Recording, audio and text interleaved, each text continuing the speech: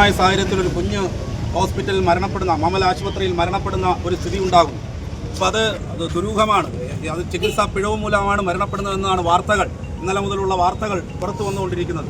സ്വാഭാവികമായും കേരളത്തിൻ്റെ ആരോഗ്യ മേഖല എന്ന് പറയുന്നത് രാജ്യത്തിന് തന്നെ അഭിമാനകരമായിട്ടുള്ള ഒരു ആരോഗ്യ രംഗമാണ് കേരളത്തിനുള്ളത്. മറ്റ് സംസ്ഥാനങ്ങളെ അപേക്ഷിച്ച് നോക്കുമ്പോൾ ഏറ്റവും മികച്ച ചികിത്സ ഏത് രോഗത്തിനായിരുന്നാലും പ്രാഥമിക ആരോഗ്യരംഗം വരെ ഏറ്റവും മുകൾ മുതൽ അതിൻ്റെ അടിത്തട്ട് വരെയുള്ള ആരോഗ്യ മേഖലയിൽ ഏറ്റവും സുതാര്യമായിട്ടുള്ള എല്ലാവർക്കും ഇടപെടാൻ കഴിയുന്ന എല്ലാവർക്കും ആശ്വാസകരമാകുന്ന ഒരു ആരോഗ്യരംഗമാണ് കേരളത്തിലേത്. അത് രാജ്യത്തിന് തന്നെ അഭിമാനകരമായിട്ടുള്ള ഒരു ആരോഗ്യരംഗമാണ് കേരളത്തിലുള്ളത്.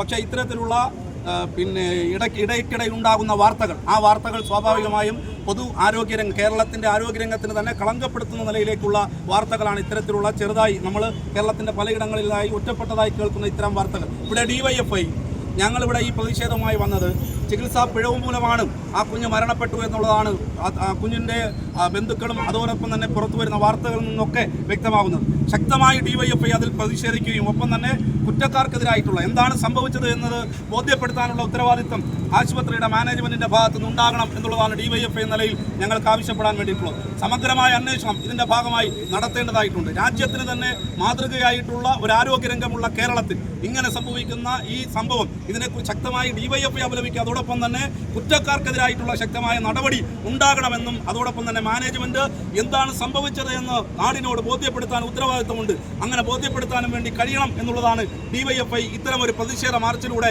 ഞങ്ങൾ ആശുപത്രി മാനേജ്മെൻറ്റിനോട് ആവശ്യപ്പെടുന്നത്.